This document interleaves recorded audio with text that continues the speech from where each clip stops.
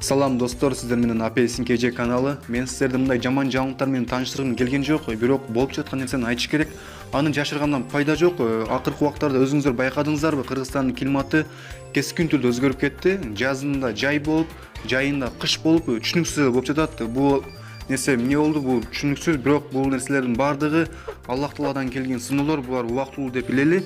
Нарында кар жаап, койлор тирилөй кырылып калды. Бул тууралуу айтып кете турган болсом, Нарындагы Ат башы районунун Ачак айылында жааган кардын кесепетинен койлор тирилөй тоңуп калды. Бул тууралуу Шабдан Мекенбаев аттуу Facebook колдонуучунун өзүнүн баракчасына жүктөгөн. Анда эмесе мен сиздерге көп сүйлөй бербестен кийинки видеону сунуштайм. Видеону көрүп, өзүңүздөрдүн оюңуздарды, пикириңиздерди комментарийге жазыңыздар, анан каналга жазылып коюңуздар.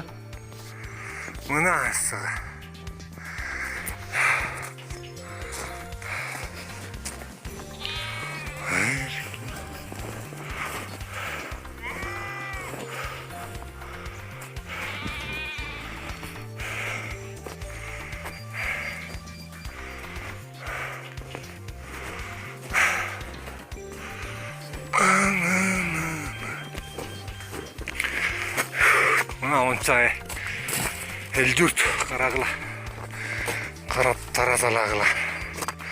Ушундай болуптур.